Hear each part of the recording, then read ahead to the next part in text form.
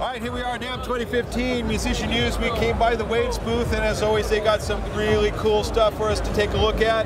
So we're going to talk to Luke Smith because he knows everything there is to know about Waves. So, Luke, how's it going this year? Going pretty good, Kevin. Always good to see you, and happy to be here at the NAMM show again. I know. Yeah. Well, it's the first day, so far so good. We're about a couple hours in. We'll see how it is by Saturday, right? Yeah, you were smart to come over now. I'm not hoarse yet, so let's see how it goes. Anyway, we've got some plugins up on the screen that we want to kind of hear about. Absolutely. We got 3 new plugins to show at NAMM this time around, and let's go from left to right and just show you which one's which.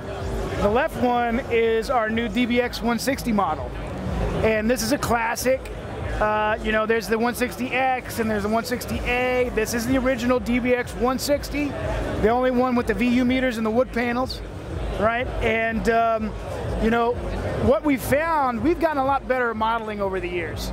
So we do say that starting with the TG channel strip that came out last year, the partnership we did with Abbey Road on that plugin, sonically it's incredibly accurate, and the DBX is employing that same modeling technology that we've just, again, continued to make better over the years. So what we noticed when we modeled this DBX is how well engineered the original hardware unit is, and so that you have just tons of headroom before feedback, or excuse me, before distortion, so that, you know, it was almost, when we were doing the modeling process for the DBX, we couldn't believe that we kept just turning it up, and we had a hard time getting the harmonic distortion to happen. And that's a testament to how well engineered the unit is. So faithfully recreating that sound was really fun for us. Now, one of the unique things about the DBX that we've created, in addition to having all the normal controls, is a special monitor section where we can listen to it in stereo, in dual mono, or in MS mode. And again, going back to the original hardware units, you can never stereo link them. And I think that's on purpose because each hardware unit sounds a little bit different, right? So now with the plug-in, you're finally able to use DBX 160s as maybe a master bus processor as opposed to just a mono processor, which is what the hardware has always been used for. Can you also get a variation if you try? Totally. Awesome. And you can even do a mid-side mode too.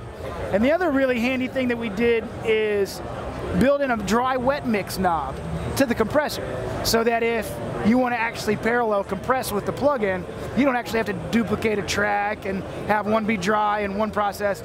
You can just do it with the dry-wet mix knob. That's awesome. And this is in partnership with Harman. So they gave us basically license to do this. So we're really excited to partner with them, and we're really excited how accurate it is. It's being called straight ahead. Straight up. Yeah. So, and then the middle one, I think, is something that a lot of our longtime Waves fans are going to be happy about, because it is the de facto reverb. It is our #1 reverb now. And it's a combination of algorithmic reverbs and convolution reverbs, coupled with a lot of really cool envelope, LFO, and damping features that allow you to basically hijack the reverb return and start filtering it, modulating it, and making these really cool movements happen with just a normal reverb return. Right. Yeah. So, excuse me, we've got pre-delay. If I collapse this really fast, you can see pretty simple controls. Pre-delay build up in size here. We have the tail balance and then the dry-wet mix in the output. This excite button's kind of cool, because if you don't actually have any audio running through it yet, and you just want to hear what the reverb sounds like, just the decay, we got this little spike that happens when you hit the spike button, and now I can hear the decay of the reverb without actually sending an audio track to it. Right. And that's cool, because sometimes you put a reverb on a vocal, it doesn't always work on the guitar. So test it out first and see what is it doing, regardless of the source you might feed into it. Yeah. And then when you expand, that's when you get pretty crazy with a nice 4-band EQ section here. We have ability to do input echoes and output echoes, so that really is a delay section. Right. It's built right into the reverb plugin. And then with, say, the envelope filters or the LFOs, this is where you can really start to modulate that return and get some really cool movement happening.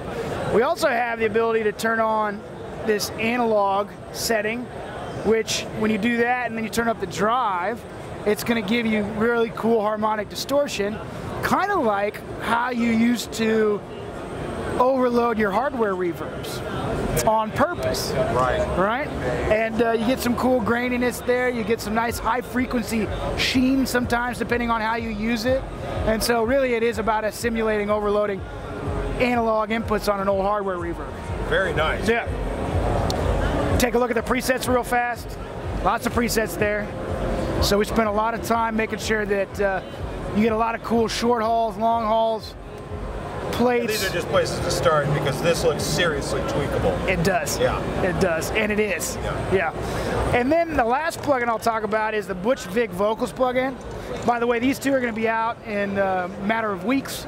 This guy will be out in March. Okay. But it's the latest in the artist signature line. Now, who designed it, first of all, at least the graphic design? Butch Vig. He did? Butch Vig. I mean, Butch Vig worked with our graphic designers, and I don't know Butch personally, but I've heard a lot of feedback about how he works in the studio, and you know, just a really great producer, as we all know, but apparently he's very efficient in explaining what he wants. And so he was able to work with our graphic designer pretty quickly to come up with this look for the plugin.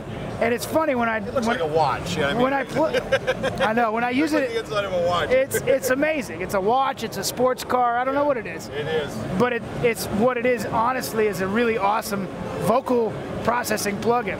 It's got a little bit of everything in it. So there's a meter selection here, gain reduction, see what the distortion's doing or just the input and output. This is a nice 3-band EQ section, but these EQs are also processed in different ways so that even when I turn up the low, for instance, it's a really tight low. It's not a washy low that's all over the place in your stereo image. It's a nice tight low. Same thing with the presence, which you can think of as a mid, tight mid that you can boost or cut. And then the air band is that nice high frequency sheen band that, you know, gives you more breath, more air in the signal. And then I have a high cut and a low cut. There will also be a mid dip in the final version of the plugin, so you'll actually have a sweepable mid band there. Okay. One knob compressor, so that has auto makeup gain built into it. A de-esser built right into it. This focus section is really cool because it's a narrow compression band that's actually focused either on 1K or 2K. So 1 is 1K and 2 is 2K. Or you can shut it off. I see that's where he found in the sweet spot is. You know, it's funny. It's and to say something about the de-esser, it's always locked at 6K. Why? Because Butch Vig told us to do it that way.